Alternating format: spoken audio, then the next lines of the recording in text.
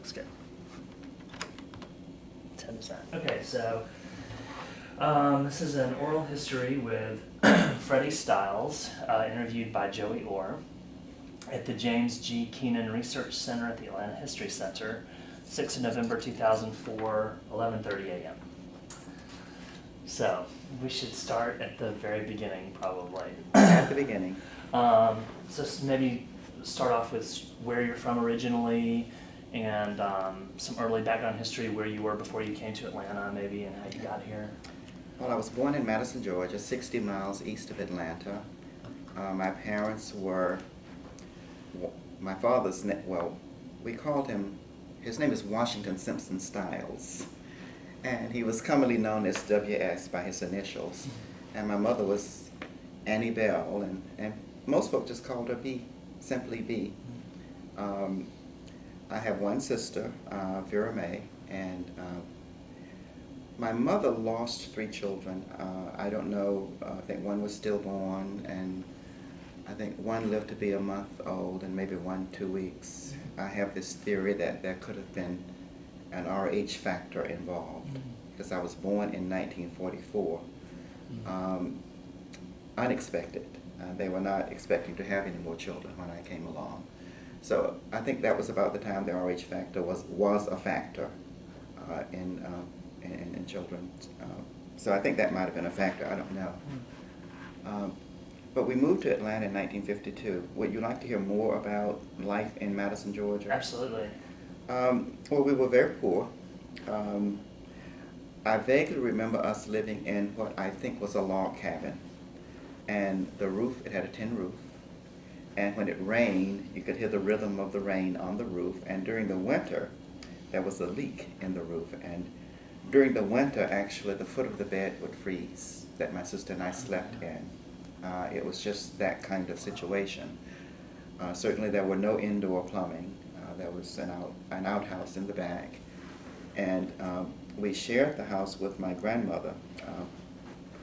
My mother, my father, my sister, my grandmother, and I shared the house. My grandfather died in February. I was born in May, so I missed him by just a few months.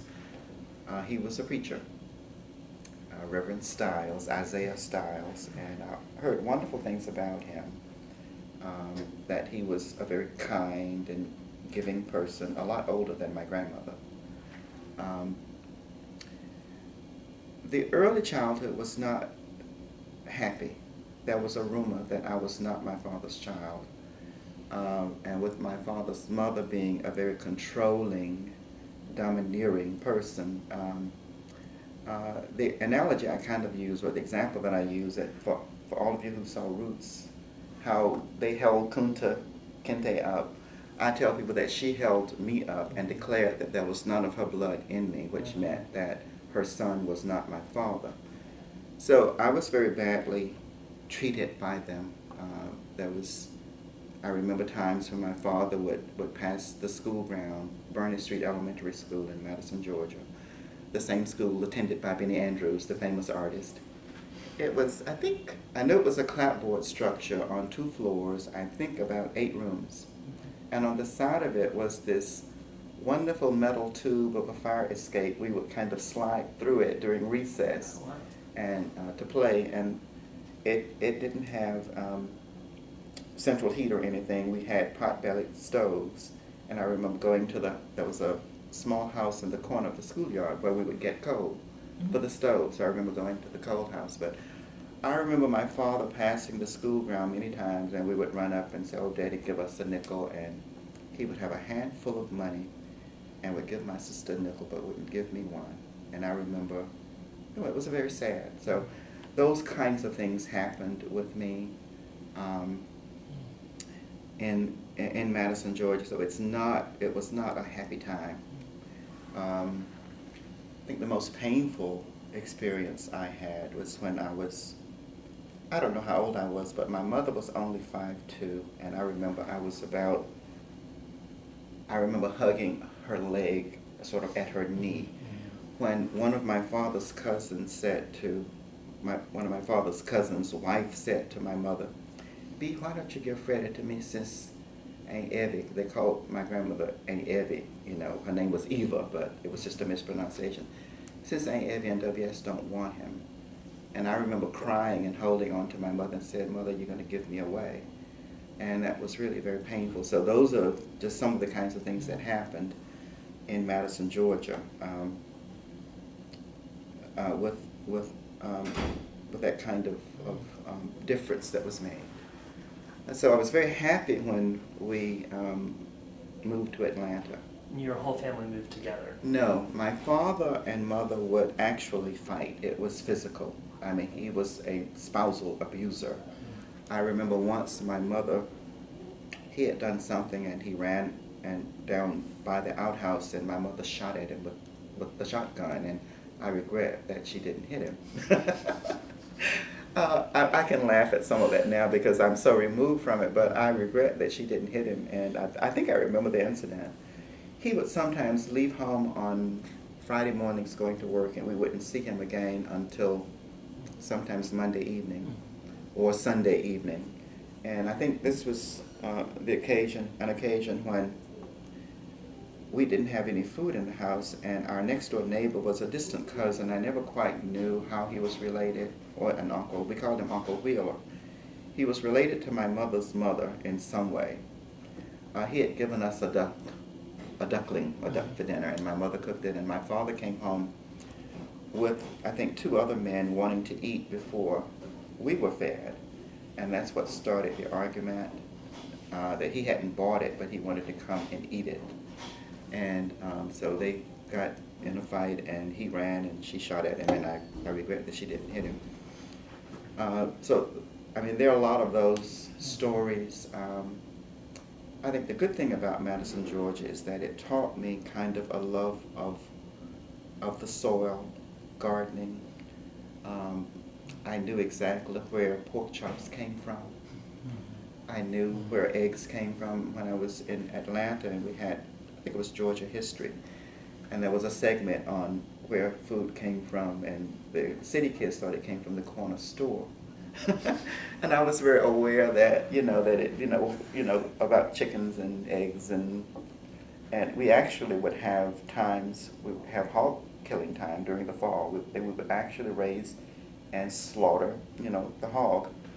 And interestingly enough, they would build a structure much like that tripod. It was like a structure. They would hang it up, I think, to bleed it, and then they would cut it open, and we would gather the innards in a tin tub, and nothing was thrown away, not even the bladder.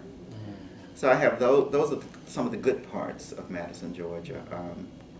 I do believe very strongly that I was molested.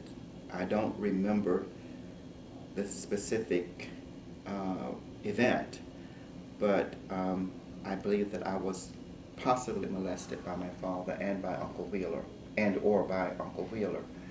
There are remnants of memory. Like I said, I don't remember the event, but there are remnants of memory. And I was in counseling for years and to work through some of that. But in 1952, my grandmother in Atlanta was ill, and my mother I'd heard her tell my father many times that she could not continue to live with him in Madison, Georgia, because there were too many influences. His mother would come on payday and call him to the edge of the yard, and if she wanted something, she got what she wanted from him, even if she wanted a dress and we needed shoes, she got a dress. It was that kind of thing. I remember as a little kid having the thought that my grandmother seemed more like my father's wife than my mother. That was just kind of a feeling I had, that she seems more like the wife. And I don't know if there was incest there or not. I don't know that there was. I do know that she controlled him, and to a degree that I thought was unnatural even as a little kid. And that continued. So there were all kinds of influences. So my mother would tell him, that she was going to leave him, that they couldn't live together in Madison, Georgia. And so in 1952, when my grandmother was ill, that was my mother's opportunity to leave. And I remember, probably was in April because we were in school. She left, and she came back after school closed, and told my father, you know, I've decided that I'm going to take the kids and we're going to go to Atlanta, and you should come with us because we can't really live here. And we moved to Atlanta, and my father was supposed to join us. And back then, certainly in the black community, it probably was true in the white community as well, if you had a job and you knew someone who needed a job, you could talk to the boss man and they could, you know, you said bring him. So I know someone that my grandmother and my mother knew in Atlanta had arranged for my father to have a job. And on the day he was supposed to come to Atlanta, I remember sitting out on the steps. We lived at 398 Connolly Street in Summerhill. I-20 East runs through the house now.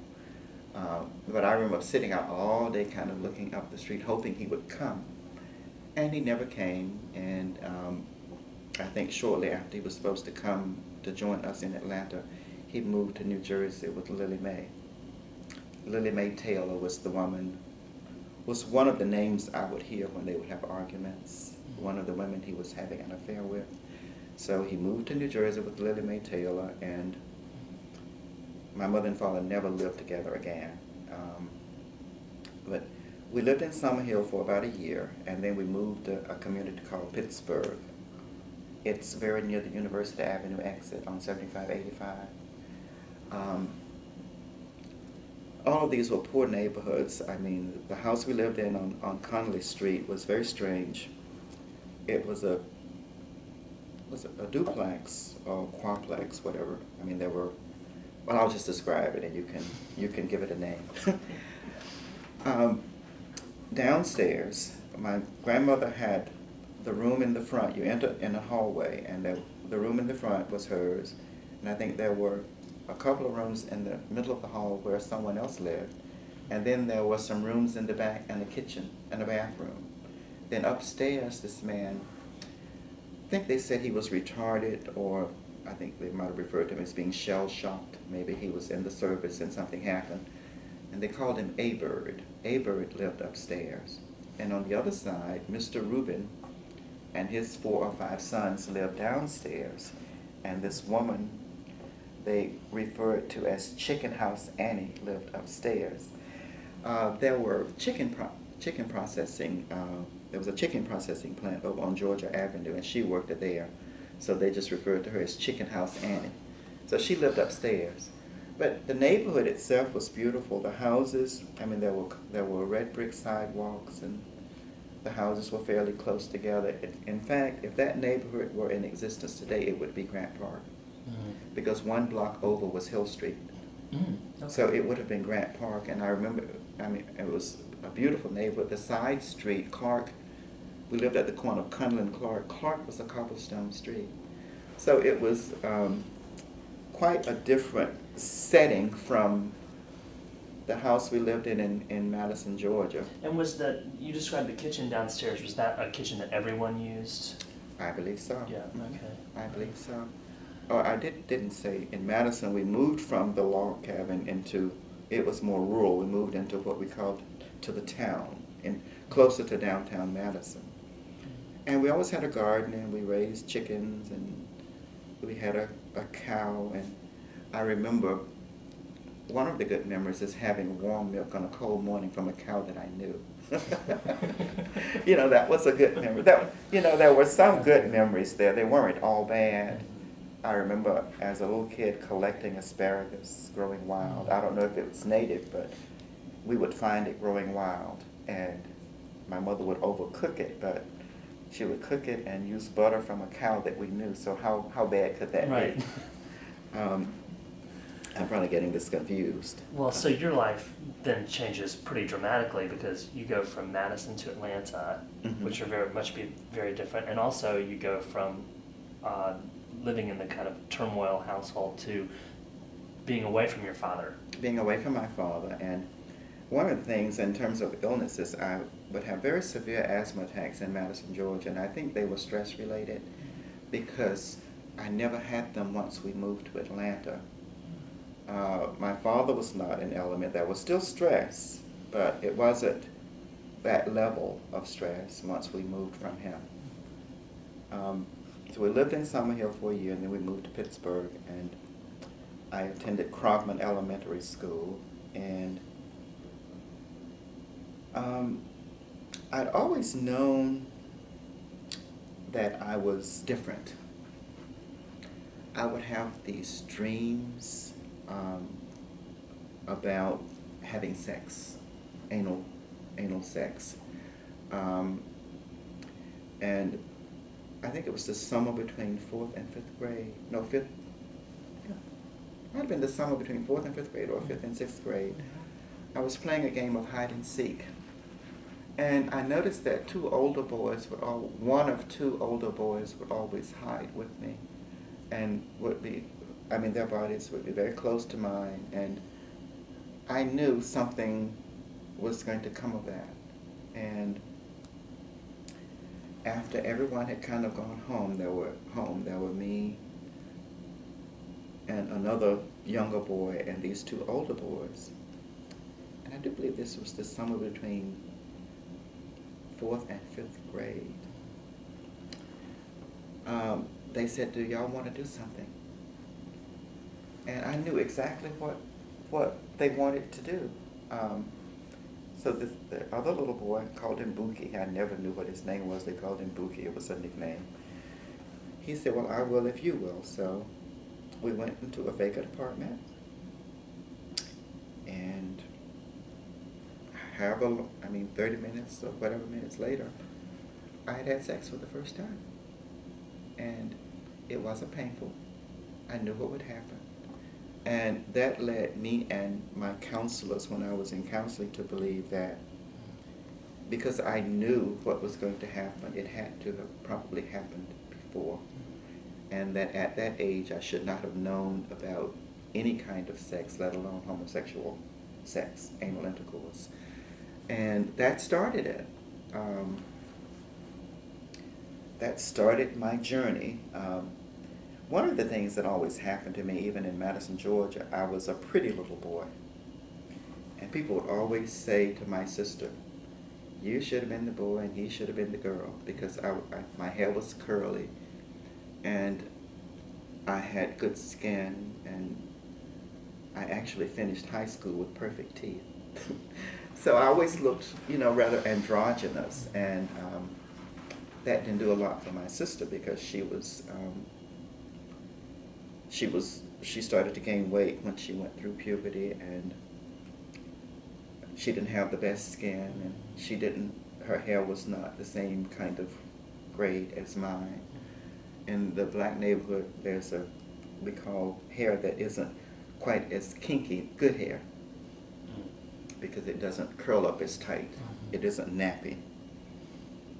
So that kind of, and that was always kind of a thing where when I was being abused in Madison, Georgia, my sister was not an ally, because I think she had these feelings about me being prettier. And I remember when I was little, and I keep switching from Madison to Atlanta, she would comb and play with my hair and twirl my curls around her fingers. And at the time, I thought it was something she enjoyed, but I think it was something that damaged her, because I think she's saying to herself, "Why don't I have this hair?" That it was really a really negative experience for her. So she was not an ally. She was rather abusive as well. So I really had nobody in Madison to protect me. And things changed a little in Atlanta, but my mother, I won't get into her story because this is my story, but my mother was not raised by her mother, so she was always very angry, and never really lived with her mother until we moved to live with my grandmother in 1952. I'll tell you this quick story, and then I won't probably discuss that anymore. When my mother was 9 years old, she was walking down a road in Madison, Georgia, and saw this, probably a Cadillac, drive by with this beautifully made up, beautifully dressed woman sitting in the back seat. being chauffeur driven, and said to her cousin, "Who is that?" And the cousin said, "Don't you know that's your mother?" And the story I was told was that when my mother was 9 years old, her mother could have gotten her from the people she was given to as an infant for $50 and refused to pay it. So my mother never quite forgave her mother, but she lived a life of tormented anger, and a lot of that anger was directed at my sister and I. When I was very young, when we were young, she would look at us, my sister and I, and say, if it wasn't for you, my life would be wonderful. And I think she did it more to me than my sister, because I spent more time with her. And experiencing that, I think, planted the seed that caused me to be suicidal for many years. Because if you're a little kid and your mother looks at you and says, "Well, one for you, my life would be wonderful," what are your thoughts, you know? And those suicidal thoughts were one of the issues I dealt with in counseling. So where are we now?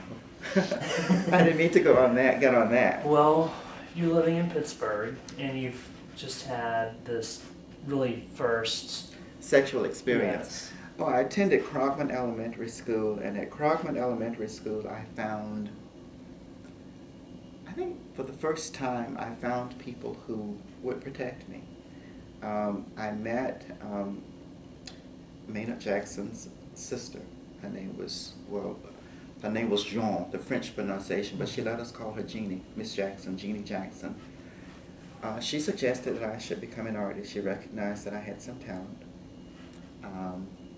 And there was another teacher who I later found out was probably a lesbian, but she would assign a girl to tell her if anybody bothered me when she left the room. Mm. So I started to have people like that who recognized that I had some value, some talent, and would try and protect me. And in the neighborhood, occasionally I would meet people who were kind of protective, because my mother was very abusive and very angry. And that was not a good thing. I loved her, but I never understood. And even my mother was ill.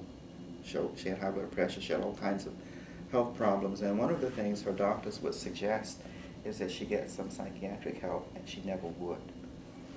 And because, there's this taboo about getting that kind of help. I think it's not just in the black community. I think it's just in communities that people tend to think that that's the kind of help they don't need. They'll go for the high blood pressure, they'll go for the broken leg, but not to get psychiatric help.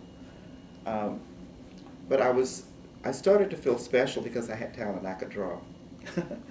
And at Krogman Elementary School, during Christmas, we would paint these nativity scenes on the windows and posters and things I would do. So I started to feel special, and continued to have sex with neighborhood boys, and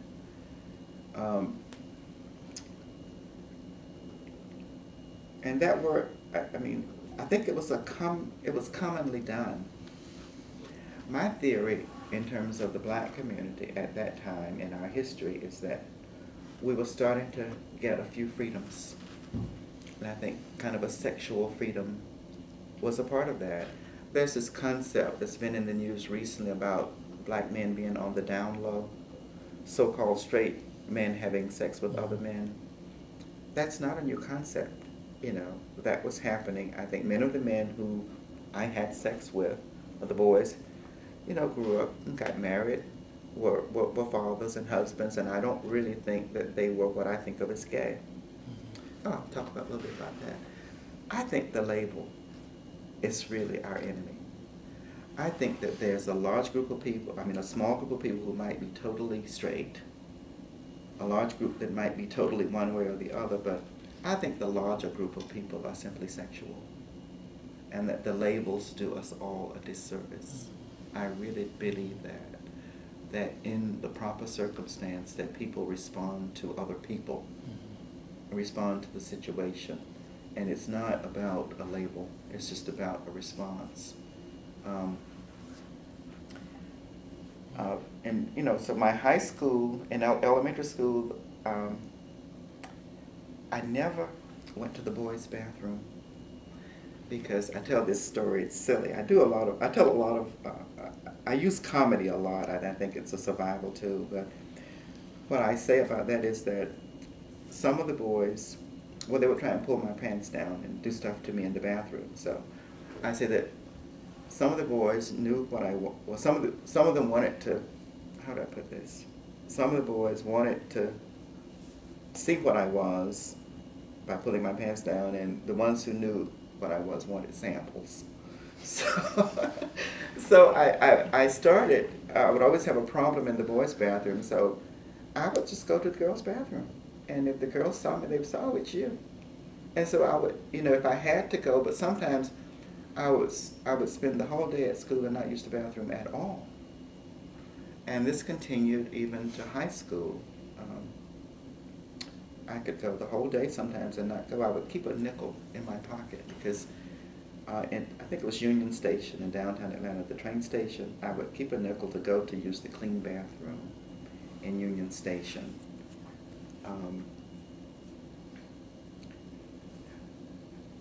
Another thing that happened in elementary school, they would try and fight me, want to attack me, and I would almost never run from them. I would defend myself, and I was very thin and very supple. There was no way they could twist my arm that would hurt.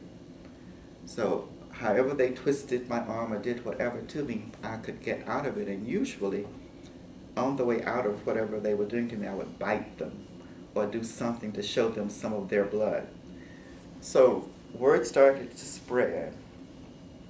Their exact words were, "He's a mean little sissy, don't bother him, and he's stronger than he looks."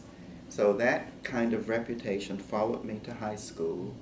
And in high school, there was always an older boy who would kind of protect me. Not so much because they were, I don't know if they were interested in having sex with me or not, but I never had sex with any of them. But I think they saw me as kind of an underdog and in need of protection. So I would have an older boy who would protect me. And one thing that happened, very frightening thing happened. I think I was in high school by then, but one of my classmates, well, a neighbor boy I'd had sex with, tried to set me up for a gang rape. And fortunately, I knew his mother. I'd been to his house, and I knew his mother. And what would happen, the adults seemed to relate to me because they said I seemed wiser or something. So they liked talking to me. I was more mature than their kids. So I had had sex with him, and I cut my finger. So he tried to lure me to this place. And I was suspicious. I had very good instincts. And I figured something was happening. So we were going to this place I think it was on Crockman School ground. And I just started to look around, and I could see the shapes of boys in the bushes. So I ran to his house. And his mother said, "What's wrong?" I said, "Well, some dogs were bothering me." So when I felt safe, I went home, and the next time I saw him, I said, "I'm going to tell your mom on you if you ever try that again."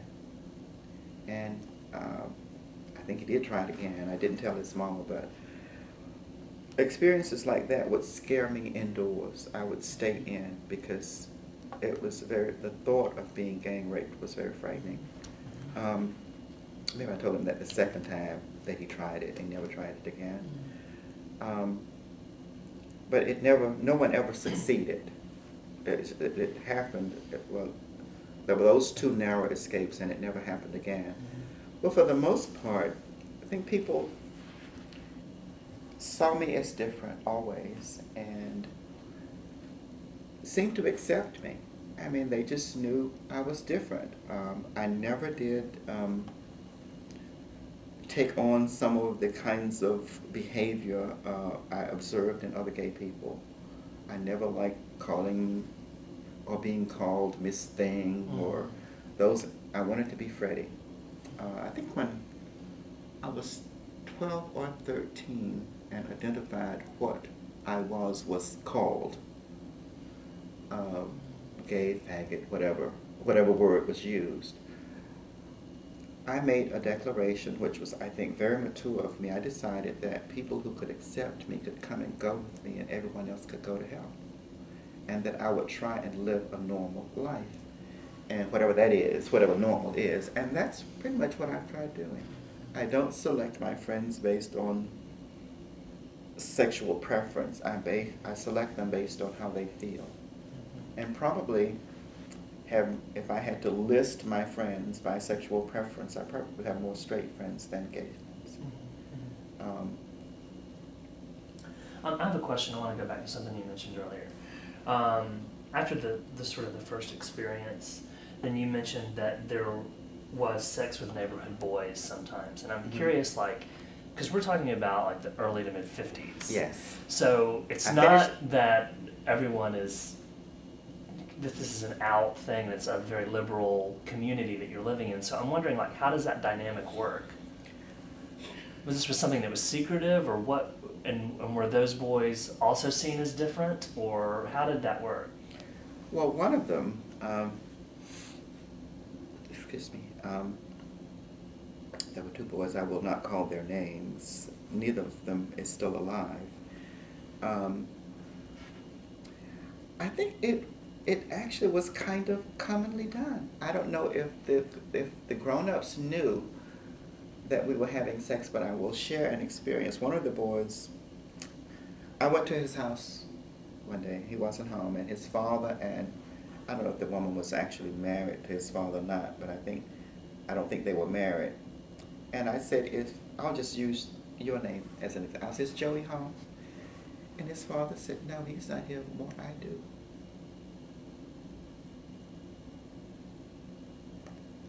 And I don't know. I don't want to. I said no. I said, "You can't do." I said, "Goddamn thing for me." But it was as if he knew, because I was kind of androgynous. I mean, I think everybody knew I was different, and I wasn't tormented by people in the neighborhood. It was just something they seemed to know. It seemed liberal. It really did seem almost acceptable, you know. I don't remember anyone bothering me. My grandmother was visiting once. My grandmother from Madison was visiting once, and I wasn't home. And when I came home, she said, "You got a lot of phone calls while you were away, and not one of them was from a girl." And I said, "Well, my book, if you want some girls to call someone at this number, you should give them the number to call you." And so I never tried to hide it. So the neighborhood did seem liberal. I did find out years later that I received this mysterious $35 money order from my father. And years later, I found out that it was for me to go and see about myself, as it were. It didn't say what it was for, so I bought school clothing. But I found out later that my grandmother had told my father that I was different, and this money was supposed to have been without instructions for me to go and, quote, see about myself. And the incident that kind of sparked real discussion between my mother and I happened when I was in high school. My sister got married at 14 just to get away from home. I was 11. I was left there. But I was at home alone one Sunday, and my sister's husband's stepfather came by the house, and he was like a Jekyll and Hyde person. During the week, he was a mild-mannered man, very sweet, very nice. And on the weekend, he became this other person who would sing and dance to his own music when he was drinking, and had been known to take liberties with women. I mean, he would touch people inappropriately. He had touched my sister, my mother, you know, most of the women. And I was home alone, and he wanted to use the bathroom, and I was, well, the house we was living in was kind of a shotgun kind of house. You had to go through the bedroom, through the kitchen to get to the bathroom. And I was in the bedroom combing my hair or something, and when he came from the bathroom, he stopped directly behind me. So now I turned to ask him what was he doing. He kissed me on the lips, and I pushed him away and said, "What are you doing?" He said, "I know about you." I said, "You don't know anything about me." He said, "Yes, I do." He had an erection, and he wanted me to either have sex with him or give him $2. And I refused to have sex with him, or he was going to tell. And I decided that I would not be blackmailed by him or anyone else. I wanted them to know. I thought they knew. So I said, "No, I'm not giving you a damn thing." And so I got him to leave, and after that I was careful to not open the door, and one day, home alone again, I made the mistake, and there he was again with the same kind of proposition, either have sex with him or give him $2 because he wanted something else to drink. So I refused, and that evening I was sitting in the darkened living room. My mother was sitting on the porch, and he came by and he started to tell her. I didn't listen because of my mother's abusive nature, I was sure that she probably, if she didn't approve, would put me out into the streets, so I went to bed. I said, if she's going to put me out, she's going to get me out of bed to put me out. So the next morning she didn't say anything, but my sister almost immediately started to invite me to walks in the park, something we had never done. And this was very typical of my mother. She would oftentimes abdicate, if that's the right word, her parental duties to my sister. And so after a couple of invitations to the park, I knew what my sister wanted to talk about, so I agreed. And my sister said, Freddie said, "Pete told Mother something about you." They called him Pete. His name was Alfred. I said, "Yeah, I know." She said, "You know?" I said, "Well, I heard him tell most of it." And I said, "I need to clear something up," because what he told my mother was that I approached him. I said, "I need to clear something up." I said, "You know how he has approached all of you when he was drinking?" I said, "He approached me. He wanted me to have sex with him or give him $2. And I did neither." I said, "But didn't you already know I was gay?" And so she started to cry and said, "No, we didn't." And I said, "But everyone knows. Ask any of your friends. Everyone knows. I thought you knew." Because at family gatherings, I would call out my nephews and pat them on the heads and say, "Look at these, cherish these. If she," pointing to my sister, "doesn't give you more of these, there won't be any more." Things like that. And something else my mother and sister would do, they would buy high-heeled shoes, and at the time my feet was the same size, and I would break them and wear them around the house and break them in. And, stuff like that. So I just thought they knew. It just was something that had not been discussed.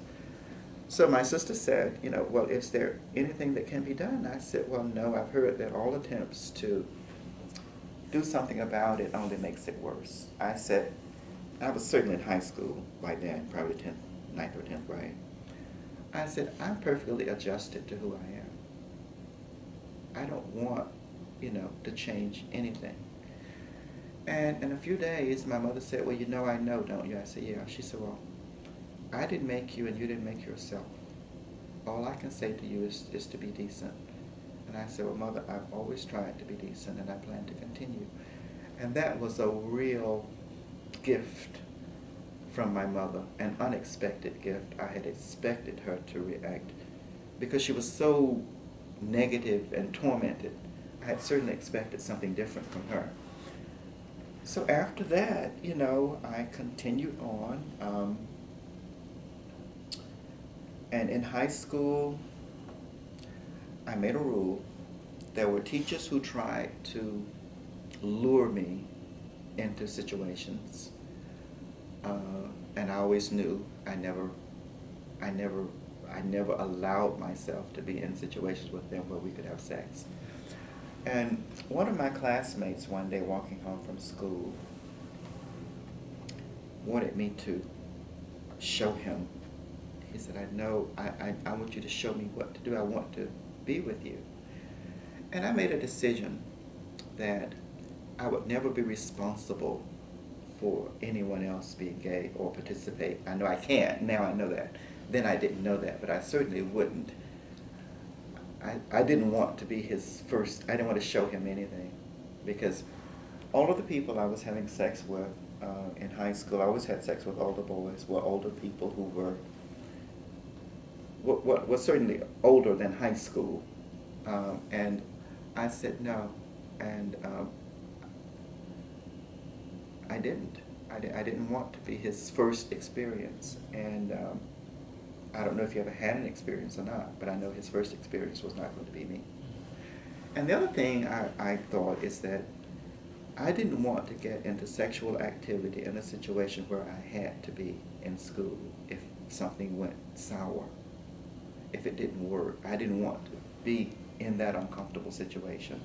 And I think that thinking was kind of mature on my part, but I think what clued me into that, when I was in 9th grade, I met a friend who was in 8th grade, and I shared an experience with him thinking that he was gay.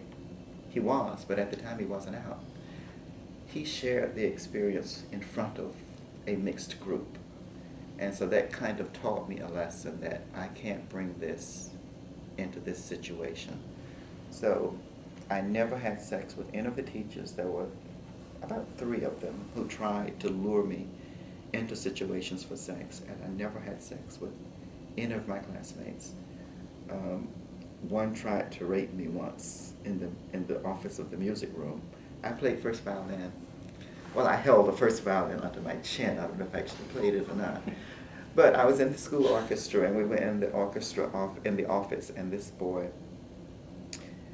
tried to rape me with people outside the door. I didn't report him. I just was stronger than him, and he didn't succeed. But I never had sex with anyone at my high school, Price High School. I would have sex with maybe boys from other high schools, or usually older men. I don't know if that answered your question or not. Yeah, that's good. Actually, I wanted to pick back up on something you mentioned a little while ago. Mm-hmm. We're sort of talking about what seemed to be a more liberal context, I guess, than I would have expected. And you said something to the effect of that there were certain freedoms that were new for the African American community that might have spurred on a sense of sexual freedom as well. And can you say something about what was happening at that time? Oh, well, you know, I'm old enough to have remembered overt segregation in the South. I mean, I've gone to the back of the bus, traveling by train from Madison to Atlanta. There were the colored waiting rooms and the colored dining rooms. So it was during a time of that we were, after the Civil Rights Movement, so during where we could kind of go to the lunch counters and things. And I think that those new freedoms were just carried over into other areas, kind of. That's just my own personal theory, because as a teenager in my neighborhood, if I decided I wanted to have sex with somebody, it didn't matter if he was married or not, or straight, or supposed to be straight or not, I usually did. Sometimes they would say things like, oh, you weren't supposed to be a boy, because I didn't really have to shave until I was 30. So I was kind of androgynous. I could see where they could, you know, maybe tell themselves I was someone they were supposed to have sex with, but I think it was just kind of a general kind of thing. In high school, there was this teacher who would only ride girls in his car. And I was friends with some of the girls, so they said, well, come on, Freddie. And I said, well, he's not going to let me ride. So we went, got in the car, and he looked and he said, oh, it's you. And so even when none of my girls were there, he would give me a ride home. So even in a lot of situations, it seemed very acceptable. Maybe it wasn't talked about. It was just done. It wasn't discussed. You know, sometimes there's this taboo about verbalizing things. At the class our high school class party, the football star wanted to kiss all of the girls, and he kissed. I wasn't paying attention, but he came and kissed me too. And no one was surprised by that. I actually got a couple of write-ins for prom queen.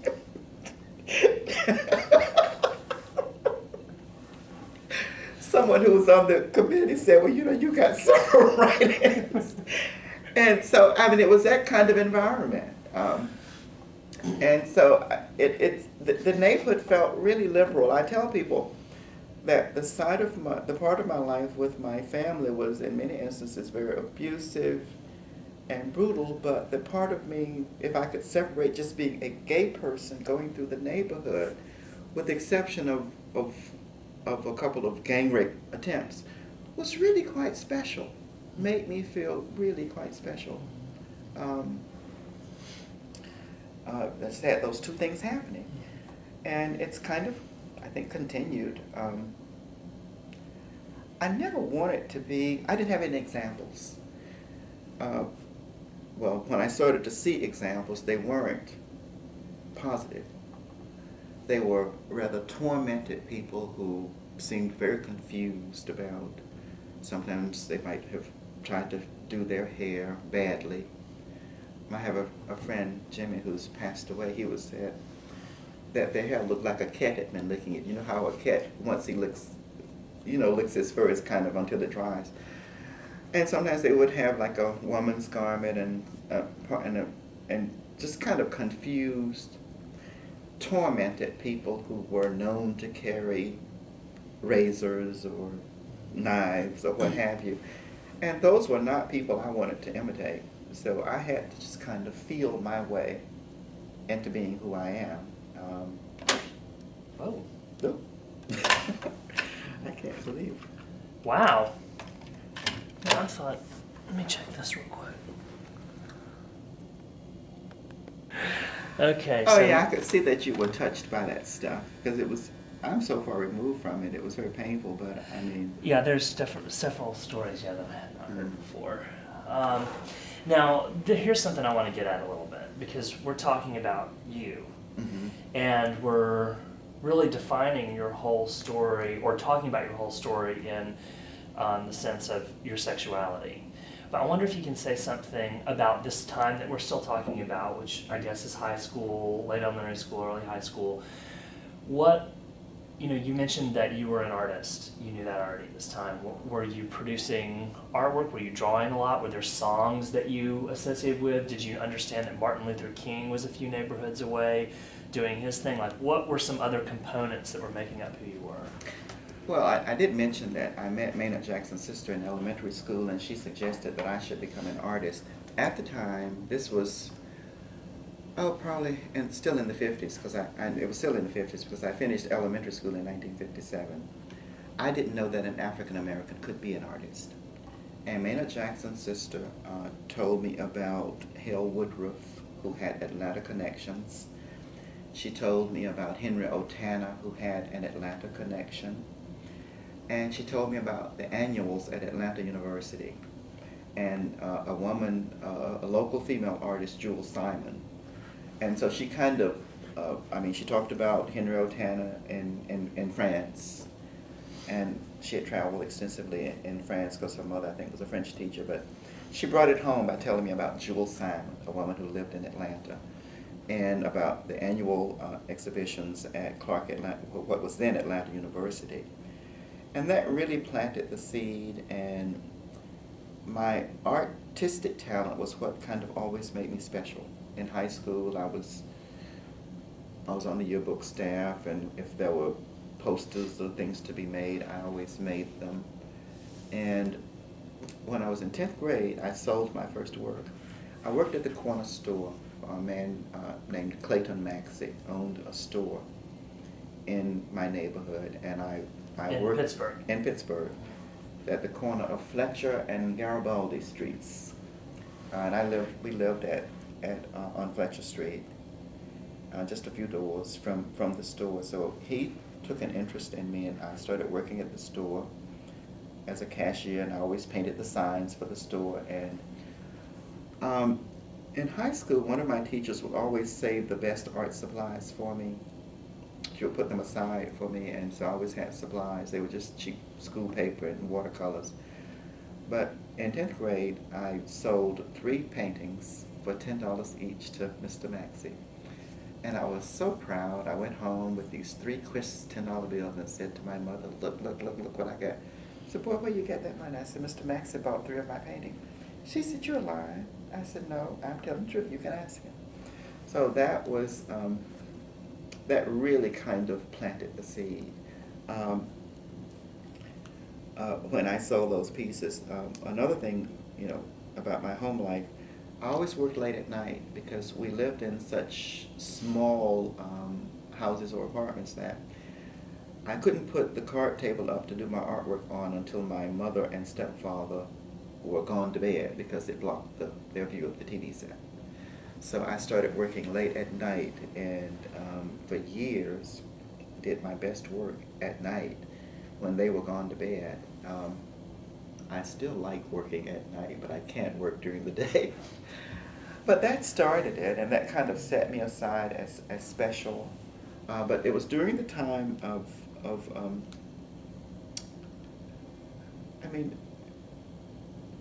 living in segregated Atlanta was, I think there were some good parts about it, and then there were the other parts. But walking to school, I was sometimes harassed by, I attended Price High School, which is kind of near the old Southeastern Fairgrounds in what was then Carver Homes. So I walked to school because I didn't like riding the school buses because they always bothered me.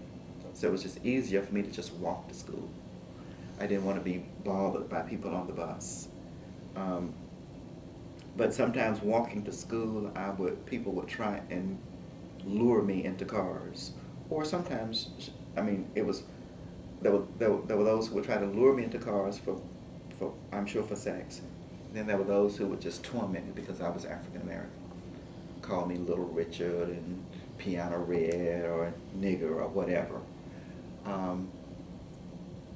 And I don't know if I would have survived if I had been born earlier, because in Madison, Georgia, going to the stores, I was good in arithmetic. I was not good in math, but I was good in arithmetic. And as a little kid, being eager about arithmetic, when I would go to the stores with my mother, I could add up the stuff in my head, as it were.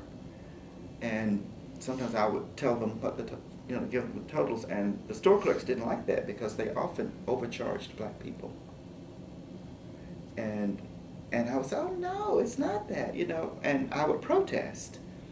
And that was not a safe thing to do, challenging white people. So at some point, I guess I learned that I shouldn't do that, but there were those kinds of things. And working at the store in my neighborhood, there were salesmen, one in particular, a cookie salesman, would drive through the neighborhood on weekends and try to get me. He would say little things to me when he would deliver the cookies to the store. And I would always ignore him, but he would come through the neighborhood on weekends and try and get me to go places with him, but I never did. I always had kind of a sense of, there was a little voice, I call it a little voice in my head, but I always had a sense of sort of not letting myself get into unsafe situations. And you would hear horror stories about people disappearing. And I was very much aware that white people could do pretty much what they wanted to us, and get away with it. And I was not about to get in a car and go somewhere with a strange white man. Mm-hmm. The cookie salesman was a white man? Yes. Yeah, okay. And the man who ran the corner store, was he African American? African American. So it was African American, sort of run, owned. And was it somehow, like you talk about the corner store and he bought your paintings, was there any sort of sense of community that was associated with this corner store? Oh yeah. He was, well, as an African American, I'm always reminding people of this now. We always had, in those days, a sense of pride if an African American was doing anything positive, if, if, I mean, when the first African Americans were on TV, it's like all of us were. There was kind of a sense that we were all better because of it. But this store had a real sense of community. People, he would extend credit to people in the neighborhood. He would certainly help people in the neighborhood if they had problems of, sometimes help them out of financial things. So it was more than just a store. It was kind of a community support system. He would hire, kids to work after school. And it was like a community kind of a support system. And there was a real sense of pride in it. We knew that sometimes we would have to pay more for his merchandise than we would at a larger white store. But there was an advantage that he was right there. He would extend credit. He would sometimes, just give people stuff. So he was really a support system for the neighborhood. Go ahead and pause there.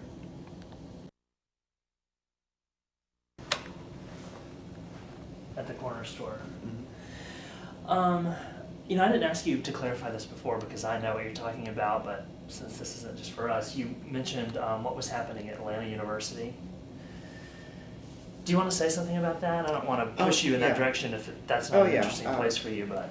Well, Atlanta University, in 1942, Atlanta University, Hale Woodruff, in fact, the artist Hale Woodruff started an annual competition for artists, African American artists, at Atlanta University.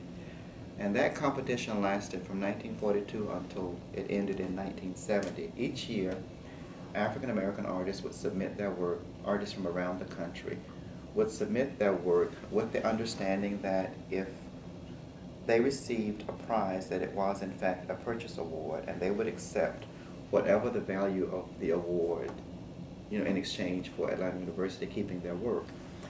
In 1970, when the competitions ended, the top award was, I believe, I'll say $350, and that would have been for first prize in sculpture.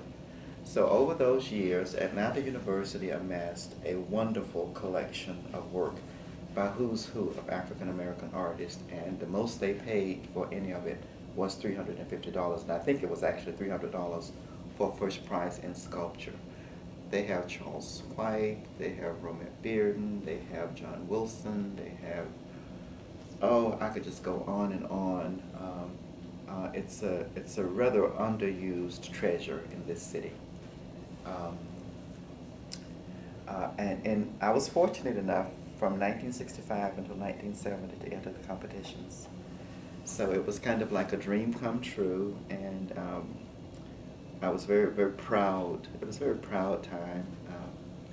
A woman, Nora McNiven, who worked in the public relations department at Atlanta University, was in charge of the exhibitions. She was a white woman from Canada. She had this wonderful kind of English accent, and we sort of became friends. Because I would always show up with my work kind of late, and she would fuss and fuss and fuss, but it was obvious that she loved doing the competition. When she left Atlanta University, the competitions ended because there was no one to do it. But it was a wonderful time because even now, I think African American artists have problems finding places to show their work. But certainly it was a lot more true then during segregation. Lillian Lewis, Mrs. John Lewis, was working, I think she might have been a student then, but every year we would kind of sneak into the room where the work was received, and another friend, Alexander McMahon, we would speculate about who was going to get in the show, because artists actually sent, it wasn't like now where artists submit work by slides. Artists would actually submit the original work, and it was jury, and what didn't get selected would get just sent back to them, but we would sneak into the holding room to look at the selections and try and predict who would get into the show and what would get a prize. And sometimes we were right and sometimes not. But it was a very exciting time. The openings of those exhibitions was a time of real pride. People would dress up. It was a real event. Sometimes the artists would come. it was a real special time, and I got one little prize, one piece of mine, one, I think, second prize in drawing one year. But I was How old were you when that happened? I think I was 25. Okay. I think I was I 25? I think I was 25, because there's a photograph in their archives with me standing with my mother beside the piece, sort of all dressed up with my hair. I had this big afro, but I parted it on the side, and it's kind of all coiffed, trying to look important. And I don't know if they still do it or not, but Atlanta University used to produce this publication, kind of like a university publication, a magazine. And I'm actually on the cover of the magazine with a friend, Eva Booker, attending one of the annuals. So that was a very special time in our history. Noah? Yes, well, I definitely want for you to tell me if you had some impressions about what was happening surrounding Martin Luther King Jr. I mean, were you aware that he was there, and to what degree, and were you engaged by that at all? Oh, yeah. I didn't do much of any marching, but I was certainly very much aware of Martin Luther King being in Atlanta and what he was doing, and I was trying to think of how it really impacted me. My mother was always afraid that something would happen to me if I participated in the marches. But we would sneak, friends and I would sneak and do some little things, but I was not very much involved in it, but I was certainly very much aware of it.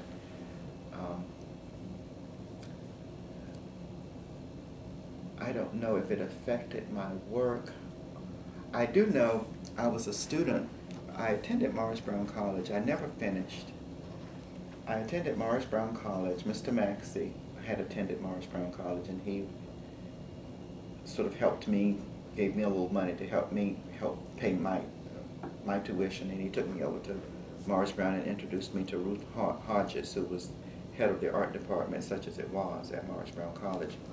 But most of my art classes were taken on Spelman's campus and on on Clark's campus. And when Martin Luther King, after he was assassinated, was lying in state, I guess that's the correct, lying in state, I remember watching the crowds of people going to view the body from the window of Giles Hall on Spelman College. And I had started doing these processions. When I was in high school, I illustrated Macbeth's Three Witches, kind of a procession. And watching those people, I did, I think, several pieces that were kind of processions of people going.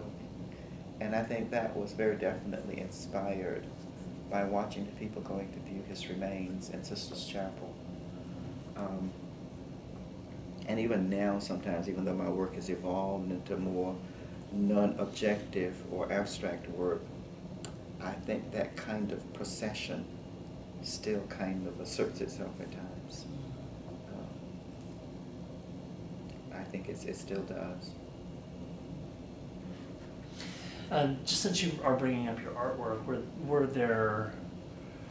was there content or concept in your artwork that reflected your experience as a gay man in Atlanta? Well, I don't know about a gay man so much, but my father's mother died in 1979, and my mother, sister, father, and I were in the funeral car for the first time as a family unit since we lived together in 1952. So after returning to Atlanta, I started to think about my work. My figurative work I had done to that date. Sometimes there were this lonely figure, kind of an isolated figure in them. And other images in them, and I realized that I had been illustrating a good bit of my pain around my nuclear family. Not so much as a gay person, but as a person who felt outside of that family. So in 1980, I was asked to show at a place on Gordon Street called the Phoenix Art and Culture Center. You've been to Hammond's house. It was right near the corner of People Street. Uh, and that show kind of was like a purging, because in that show I kind of illustrated my grandmother and her larger than life impact on our lives. And I called the piece Triangles, and there were these triangles, and there was a brighter green triangle with my father and Lily Mae, and outside of the triangle, which contained my mother and I was kind of outside of it because I always felt outside of it. And in that same show, I did some paintings of drag queens. And one painting I remember in particular, I called this One in Every Crowd, and it was a painting of obviously African American working women at a bus stop, and this tall person with hair kind of done and made up in the crowd, and that person was in fact a drag queen. And another thing I did, there was a club, a gay club on what was then, well, Hunter Street will always be Hunter Street. I don't know, I don't even remember what it is now, but it's no longer Hunter Street. I think it might be Martin Luther King. But I don't like the changing of the names of streets. I think that they could name new streets for people to honor them. But there was this gay club on Hunter Street called the Marquette. And I did this painting. It was a triptych about the Marquette, and it had a red door. And so I called the painting The Red Door, and this particular painting was selected to be in, I think, one of the Georgia artist shows at the High Museum. So I had to write a description, and I said something like, The Red Door, this is a painting of the door of an establishment where people like to go late at night, and the door was sort of slightly ajar, and inside I painted it silver. I said there's like this, inside this door is like this wonderful silver lining, something like that I said, because young gay guys couldn't wait to get old enough to go to the Marquette, because it was a place where they could go and be themselves and were accepted and could dance with each other and just really be themselves. And Well, what was the first time that you were in a gay bar? Like, do you know what year it would have been? I don't know what year it was, but I know it was before I was 21, because I met these older gay guys. In fact, I was going to visit my grandmother. She was, well, as they say in the hood, she was shacking up with this man a few blocks from where we lived in Pittsburgh. And on my way to visit her, a voice said, "Hey," and I looked, and there was this person sitting on the stage. He said, "Come in." So I went over, and the fellow's name was Billy Heflin. He was really one of the first gay people I met, and he said he knew who I was, knew I was going to visit my grandmother, so we started a friendship, and through him I met a lot of gay people, and they introduced me to the nightlife in Atlanta. And I would go before I was old enough, and I don't dance. There's a whole other story about that I've been told. I don't dance, so that wasn't an attraction. But I would go to the clubs, and it was just amazing to see men dancing with other men, and kind of an acceptance, a whole kind of environment of acceptance. And it kind of helped a lot to make me the person that I am, because the gay men I met wore men's clothing. They weren't confused about being women, and they could still have very happy, active gay lives. One of them lived over in what's called Fourth Ward near I don't think it's Georgia Baptist Hospital anymore, but over near Georgia Baptist off Boulevard Drive. Lived on Wabash Avenue, and we would go over to his house on Sunday afternoons. He lived with a family of relatives. And on Sunday afternoons, we would sit on a nice jalousied front porch. And it was like a magazine to me, because it was a very nice house with very nice furniture, nicest surroundings that I'd ever been in.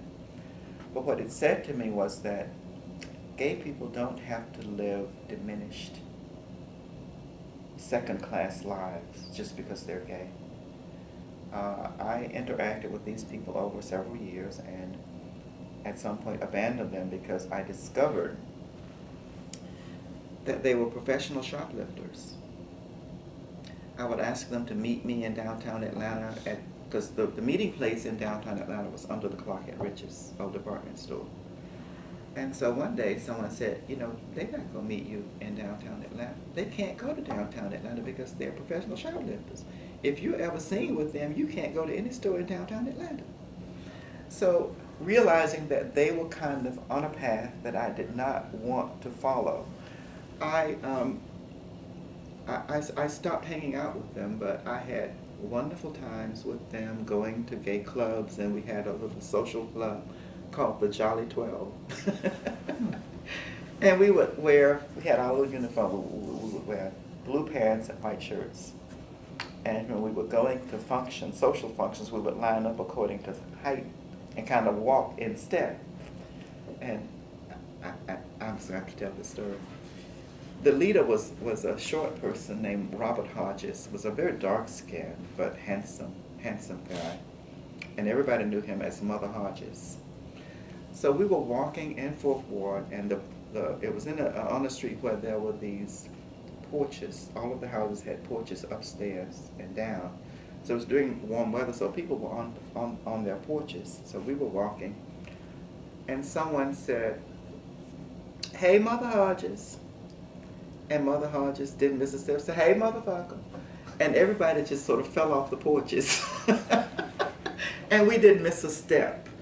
And I think hanging out with people like that helped me to develop kind of a quick defensive wit.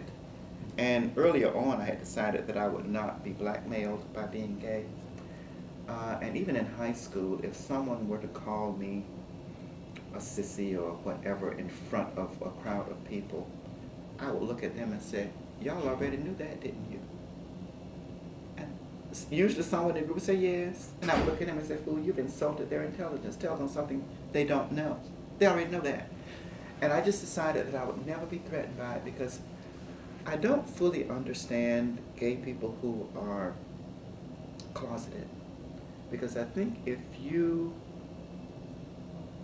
are afraid of admitting who you are, you agree with the people who think something's wrong with you. And I don't think anybody chooses to be gay. I know I didn't, you know. And so I don't understand that fully. You know, I would never out anybody, but I was never in. And at some point my mother knew, and even though she was abusive and she had a lot of problems, I thought that was just so special of her to say, to understand that she didn't make me and I didn't make myself, and to say that to me. So there were moments, certainly she was abusive, but there were these wonderful moments with her. And the most wonderful gift of all, since she died, I remember the most positive experiences. Those are the ones that assert themselves, the wonderful times we spent together, not the abuse. And I think that's a wonderful gift. But once I was old enough to actually go to the clubs, I had become involved in my current relationship. I met my partner on the form I said, significant other, partner, spouse, Leroy O'Quinn, in 1965. I was in the process of, well, I've dumped a lot of people along the way. I was in the process of dumping a fellow whose name was Leroy as well. His name was Leroy Holcomb. He had dropped out of Morris Brown College and just started to go wild. The song Fingertips, have you ever heard it? Stevie Wonder's Fingertips? You should look for it. It was one of Stevie's more popular numbers then, but it was a one to dance to, called Fingertips. If Leroy Holcomb was driving along any street and Fingertips came on the radio of his car, he would get out and do what amounted to a shake dance on the side of the car. Didn't matter where he was or who saw him, and he was rather a big burly guy.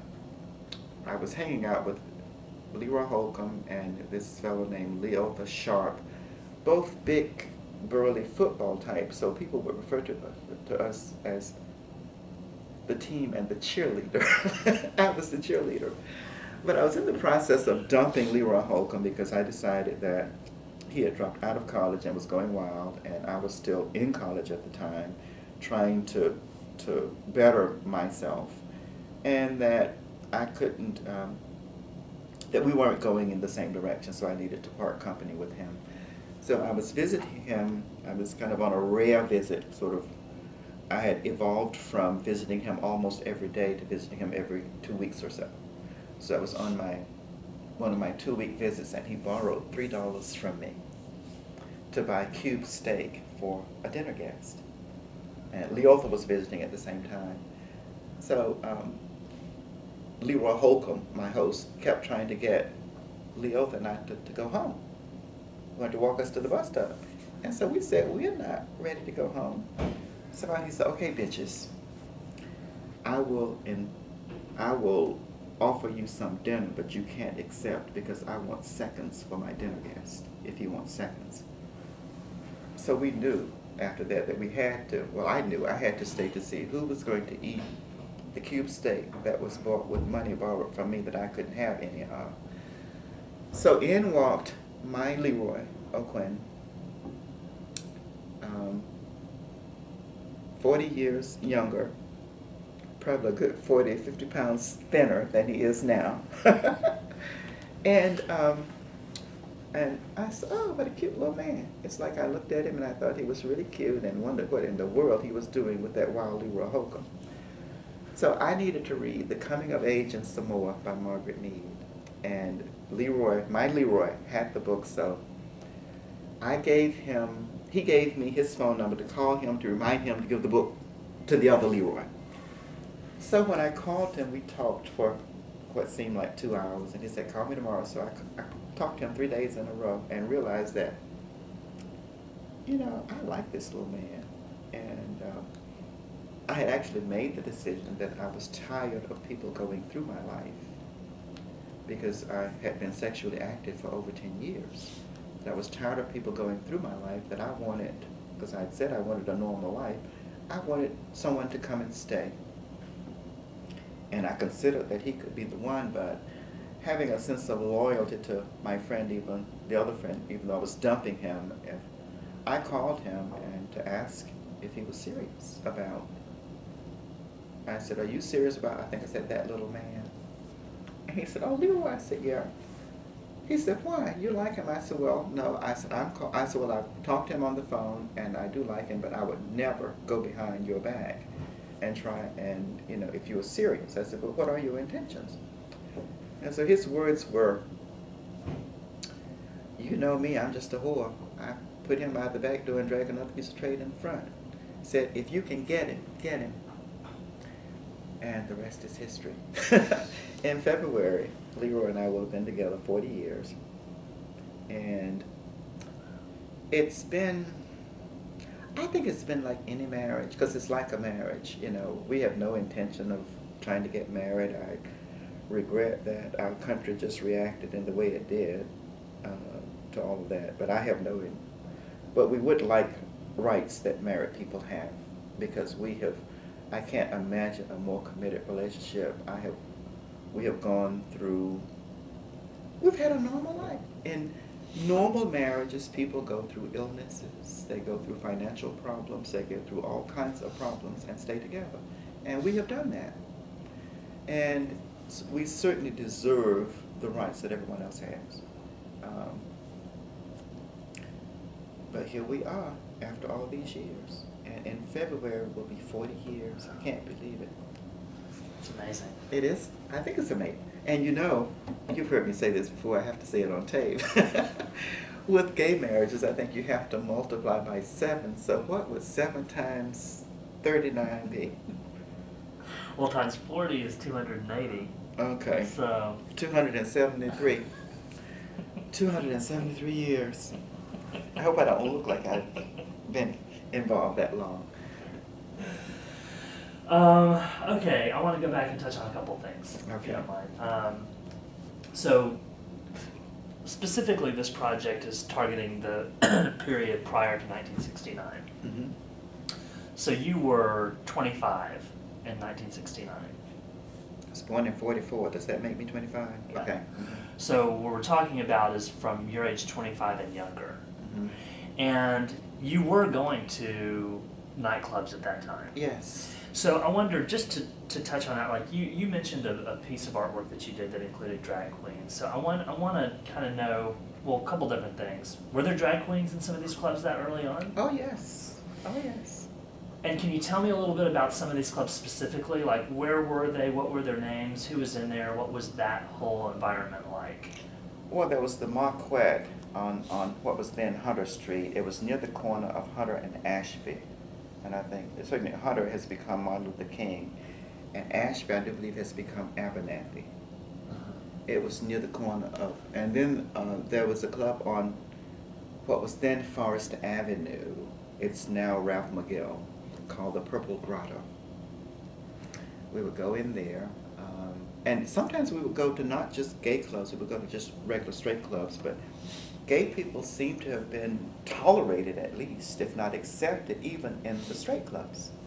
A number of my friends would go to straight clubs to pick up what they call trade, sex for the night, in the straight clubs. But there was the Purple Grotto on Forest.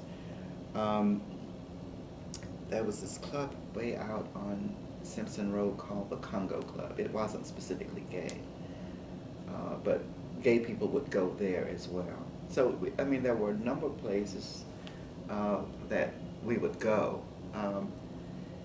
And at this particular time, when you would go to what were actually gay clubs, were gay clubs segregated? Were there African American gay clubs, or were they inclusive? They were mostly segregated. Some of my friends would, what is that place called? Backstreet. I think it might have been in existence even way back then. If not then, it was shortly after, but we would go to those, but there was always an air of not being welcome. But you know where Macintosh Gallery was? At Virginia Ave? There was this big club there called Chuck's Rathskeller, Chuck's something, but it was a big place, big enough to have like this huge dance floor and then these sort of private sort of rooms kind of around the dance floor. We would go there on occasion, and it was always the whites would kind of keep to themselves, a lot of them, and then the blacks, but then there were always these mixtures. In 1968, I met my first white friend at a party, not at a club. Bill Helgemore. He died in 1998, I think it was. But we went, sometimes there were gay parties where blacks would get invited to white gay parties because, I don't know, there was this, I don't know why, but I think there was some curiosity within the gay community about mixing. But I met Bill at this party, and we became friends. He and a friend of mine became involved and were a couple for many years. And Lawrence was the friend's name. Lawrence died several years ago. But Bill and I kept in touch from 1968 until he died in I think it was 1998. We were on a cruise. I think it was, I don't know where we went, but we stayed in Puerto Rico for a few days, San Juan, Puerto Rico, for a few days before going on the cruise ship. Bill was at my house the day before we left for the cruise, and he died while we were on the cruise. He had AIDS. But he and I would try and have lunch every week, and would go to a different place, and we never lost touch from 68 until he died. Was just a wonderful, wonderful guy. But there was some curiosity.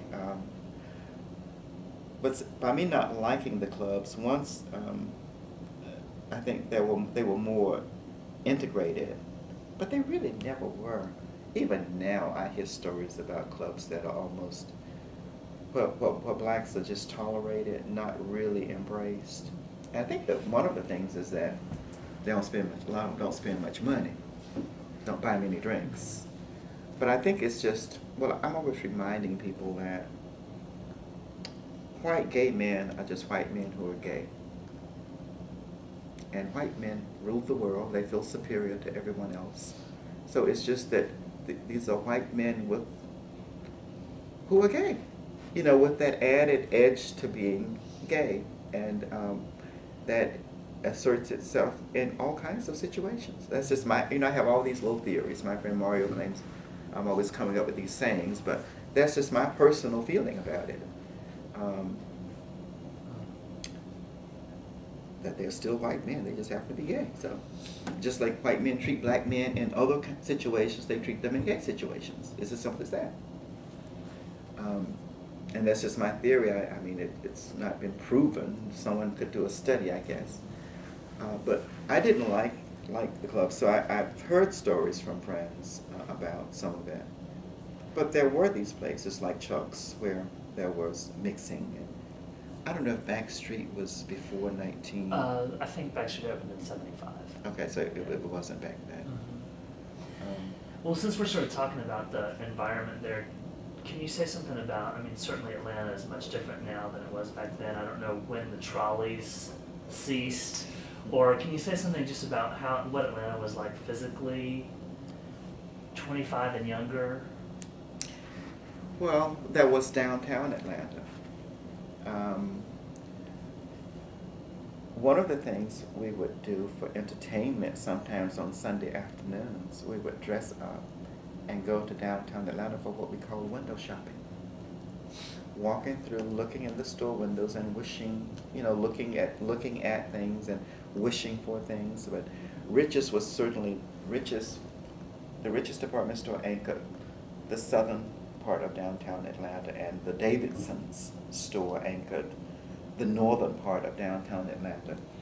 And every Saturday, my friend Jimmy and I would go to downtown Atlanta almost every Saturday. And we would walk from Davidson's to Rich's, and there were Parks and Chambers and Anthony's and Milton's and John Jarrell's and all these wonderful stores in downtown Atlanta. There was a Shoney's. So after things were integrated, we would stop in Shoney's and have their fried shrimp. And it was just a wonderful place to be. And here again, I've not had many real direct sort of bad experiences with racism other than its existence, going to the back of the bus. But in downtown Atlanta, oftentimes, even during segregation, I would find myself in conversation with the white person.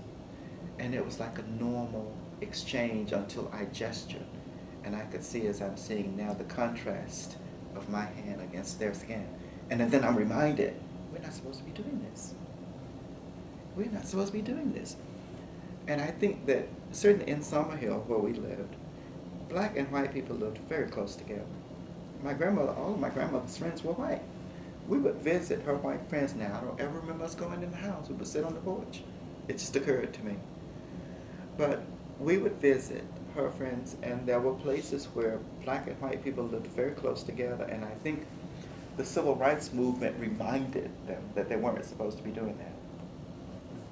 Interestingly enough, kind of reminded them that you're not supposed to be doing that, and I said there are good and bad things with integration. And the one specific thing I had in mind was, two things. In the black community, there were wonderful establishments that died once things were integrated.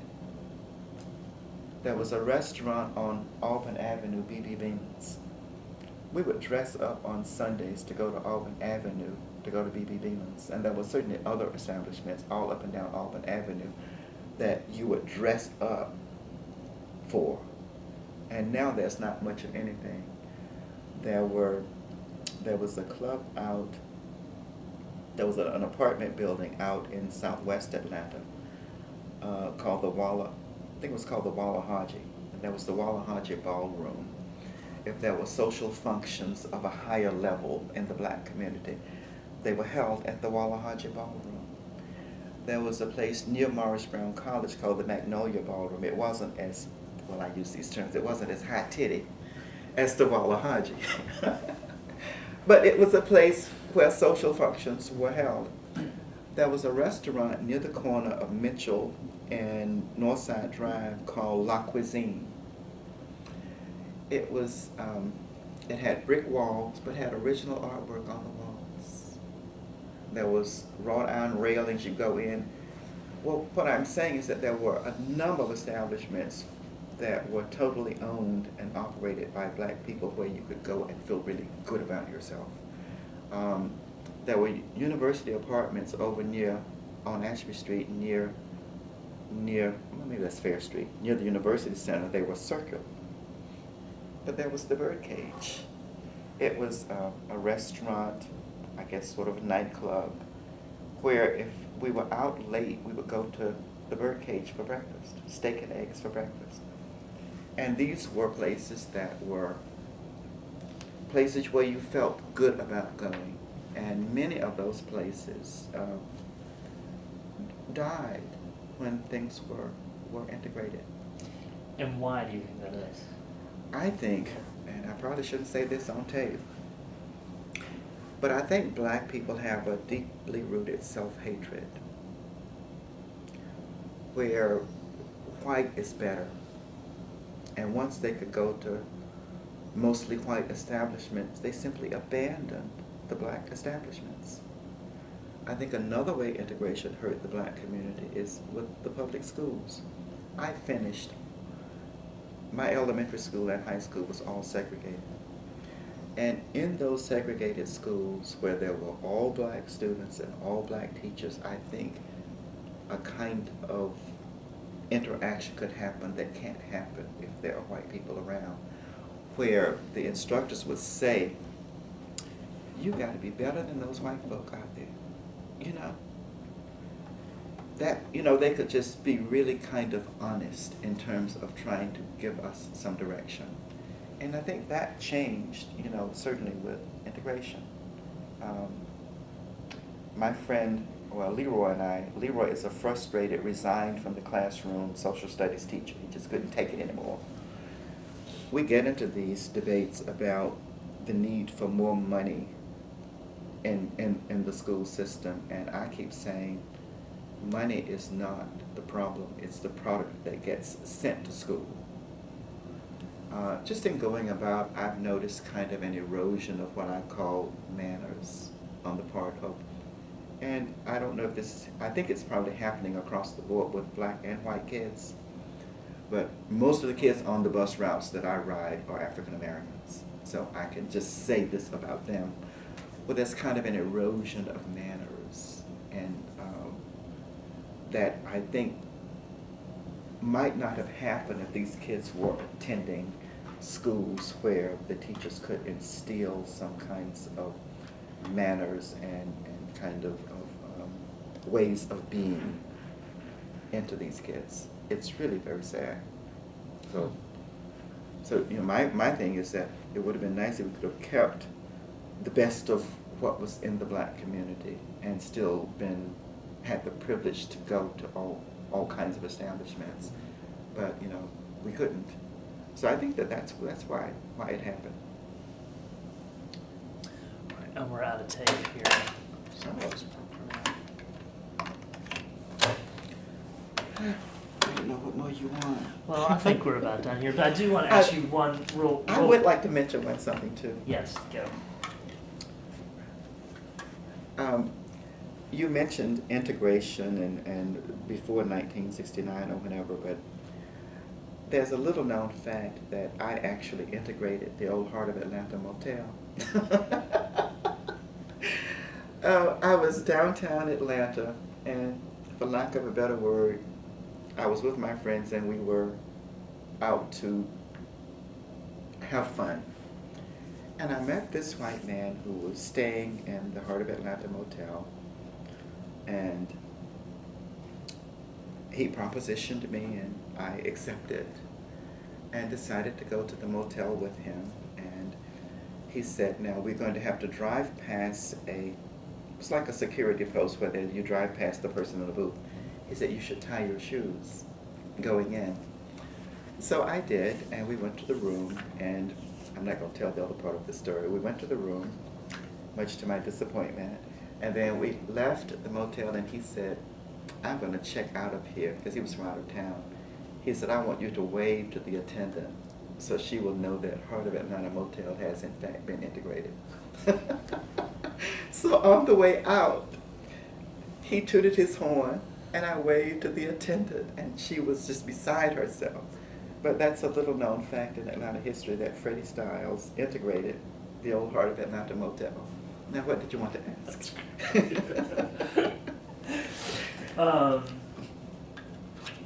Well, actually, what I was going to get at is from the period that we're talking about. Do you want to say anything more about like what any other like sort of cultural signifiers like movies, songs, dress, anything that sticks out in your mind? So that's certainly not something we have to talk about if it doesn't make an impression on you. I'm trying to think. Well, certainly the movie Imitation of Life was kind of talked about a lot in the black community because there was always this sense of light-skinned people passing for white. Are you familiar with the movie? Let me see if I can get this right. This fair-skinned black girl whose mother was a domestic decided to pass for white and kind of ignore her mother, and her mother kept trying to get her trying to talk her out of it. Well, basically the storyline is that this girl kind of denied her mother and kind of cut off communications with her mother so that she could pass for white, because her mother was very dark-skinned. In fact, the person who played the part of the mother was rather Aunt Jemima-like. And the mother died, and the mother's white lady was very good, buried her the way she wanted to be buried, and the daughter reappears running behind, the casket and hugging the casket to kind of, say she's sorry. But movies like that, that was one that was talked about a lot because there were black people who passed. I heard an artist friend of mine tells a story about his grandmother passing for white in Atlanta and asking her daughter to pretend to be a servant because the daughter was dark.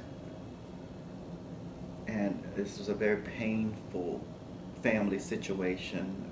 I will certainly not call his name.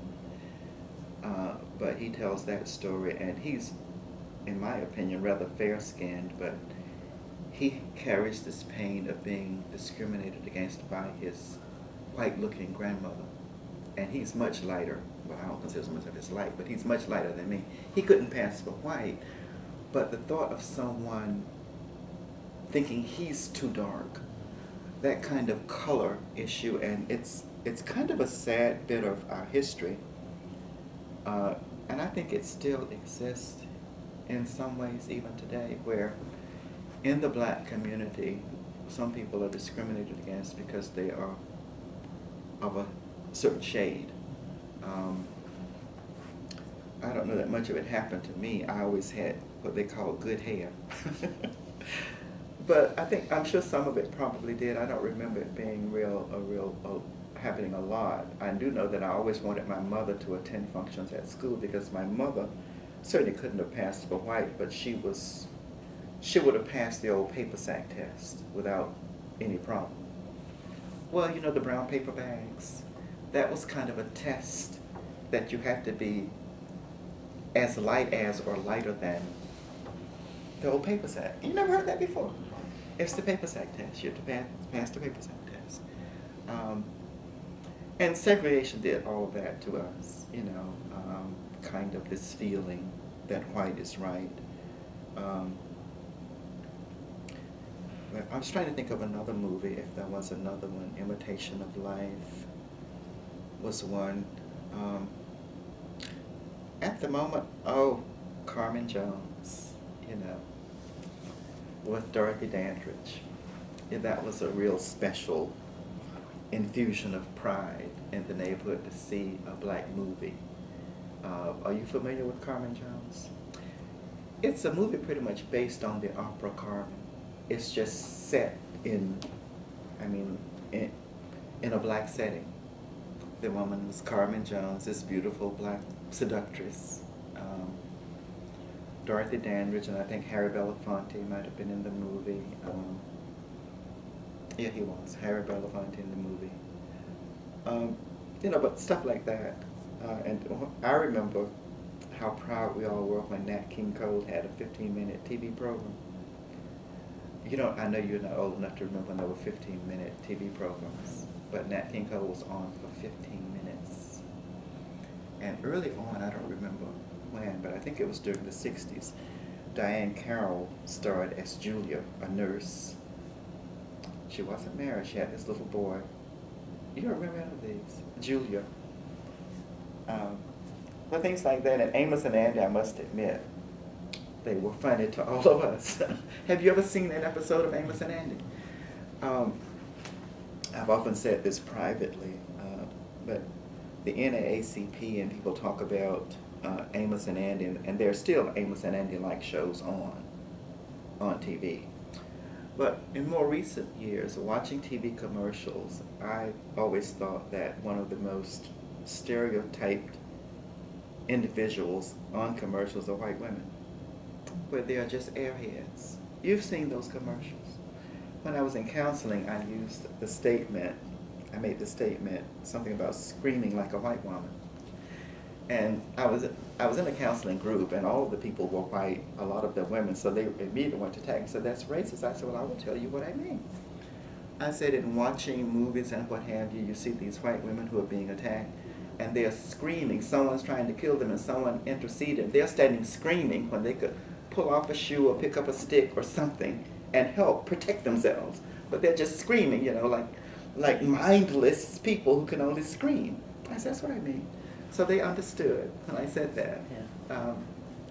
Screaming like a white woman. I don't know what else there is I can think of about that. About that time. Well, I think we've covered a lot of ground. Is there anything that you can think of, not just culturally, but anything that we haven't covered that you're interested in talking about or saying?